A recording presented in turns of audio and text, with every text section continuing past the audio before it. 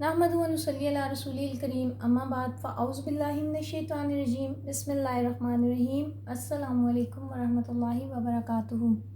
कैसे हैं आप सब? अल्लाह से दुआ है कि अल्लाह ताला सबको अपने घरों में अपनी हिफ्ज़ व अमान में खैर व आफ़ियत से, सेहत व तंदुरुस्ती से अपनी रहमतों के साए में रखे, आमीन। कल हमने सूरह बकरा की आयत नंबर 171 तक पढ़ा था। आज इंशाअल्लाह ताला हम आयत नंबर 172 देखेंगे। तो अपना सबक शुरू करते हैं। रब्बि इश्रह ली सदरी व यस्सिर ली अमरी वाहलुल उक़दतम मिन लिसानी यफ़क़हू क़ौली रब्बना ज़िदना इल्मा अल्लाहुम्मा फ़क़्क़िहना फ़िद्दीन इलाही आमीन या रब्बल आलमीन। सूरह बकरा आयत है हमारी 172 और पारा हमारा दूसरा। या अय्युहल्लज़ीना आमनू कुलू मिन तय्यिबाति मा रज़क़नाकुम वश्कुरू लिल्लाहि इन कुंतुम इय्याहु ताबुदून। ए अहले ईमान, जो पाकीज़ा चीज़ें हमने तुमको अता फ़रमाई हैं उनको खाओ, और अगर अल्लाह ही के बंदे हो तो उसकी नेमतों का शुक्र भी अदा करो। मेरा ख़्याल है कि आपको वो आयत याद आ गई होगी। आयत 168 थी, मेरा ख्याल है 4-5 आयतें पीछे है वो आयत। तो वो यही थी ना, या अय्युहन नासु कुलू मिम्मा फिल अर्ज़ि हलालन तय्यिबन वला तत्तबिउ खतुवाति शैतान इन्नहु लकुम अदुव्वुम मुबीन। मैंने आपसे कहा था कि यह आयत आगे आएगी सिर्फ थोड़े से लफ्ज़ों के चेंजिंग से। तो अब आप यहाँ देखें, वहाँ पे आयत के शुरू में था या अय्युहन नास, ठीक है, और यहाँ है या अय्युहल्लज़ीना आमनू। यानी यहाँ ये बताया गया है कि बिदात और खुराफात को अगर तुम रद्द करना चाहते हो तो नंबर 1 दलील के साथ रद्द करो, ठीक है, और नंबर 2 अपना किरदार पुख्ता करो। और किरदार की पुख्तगी के लिए रिज़्क़ हलाल बहुत ज़रूरी है, ठीक है। अच्छा देखें, इस आयत में 3 बातों का हुक्म है जो मुसलमानों को ख़िताब करके कही गई हैं कि मुशरिकीन अगर अपना मुशरिकाना रस्म व रिवाज पर अड़े हुए हैं तो उन्हें अड़ा रहने दो, वो नहीं समझते तो उनको उनके हाल पर छोड़ दो।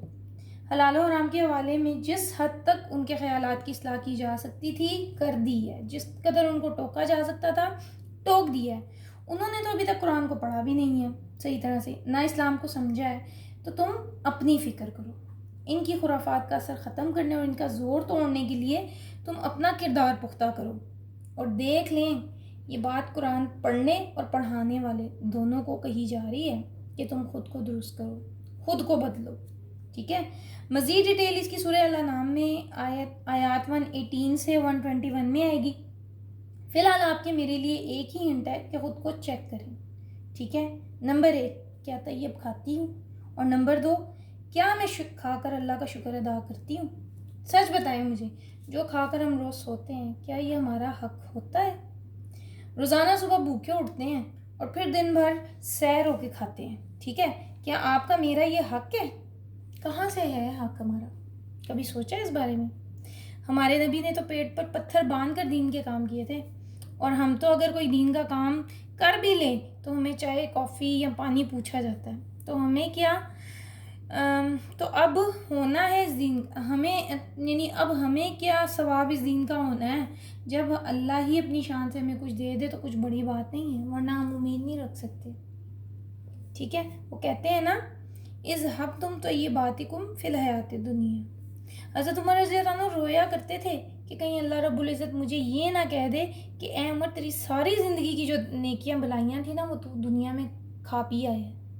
और हमारा हाल देख लें आप कि हम कैसे हैं। और फिर ज़रा सा अगर 19-20 हो जाता है हमारा तो हमारी आंखें भर आती हैं, उबल पड़ते हैं हम, हमसे भी ज़्यादा कोई नाशुक्रा होगा?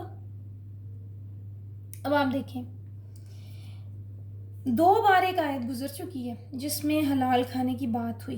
पहले या अय्युहन नासु थी, ठीक है, जो मैंने आपको पहले बताया या अय्युहन नास वाली, और यहाँ या अय्युहल्लज़ीना आमनू।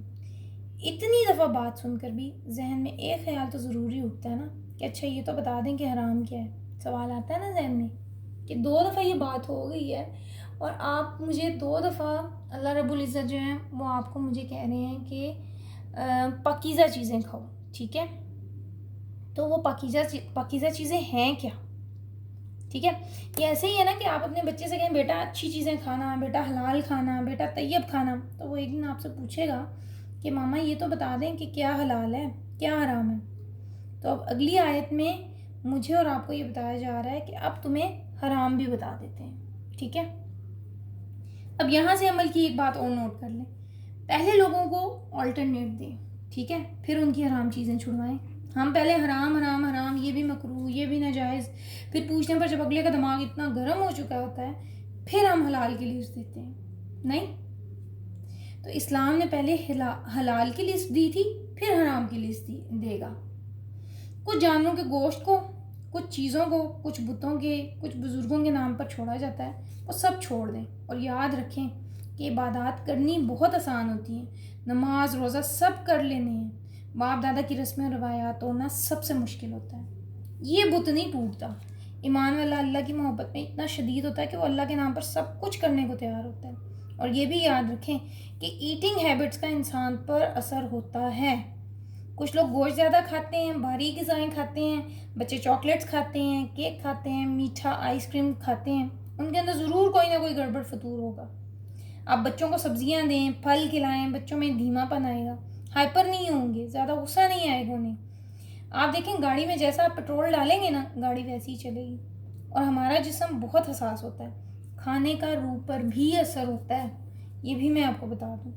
نہ صرف روح پر بلکہ ہماری عادات پر بھی اس کا اثر ہوتا ہے. آپ روز بریانی, پکوڑے, سموسے, کھیر کھاتے جائیں, آپ دیکھیں گے کہ لائٹ چیز پھر آپ کو اچھی ہی نہیں لگے گی, تسلی ہی نہیں ہوگی آپ کو اس سے. اسی لیے دیکھیں فزیکلی انسان کی باڈی جو ہے نا بہت زیادہ گرو ہوتی ہے, لیکن روحانی طور پر ہم پیچھے ہوتے ہیں. تو جو مرضی کھائیں, چاہے بھاری کھائیں, ہلکا کھائیں, یہاں بات صرف اتنی ہو رہی ہے کہ کھا کر اللہ کا شکر بھی ادا کریں.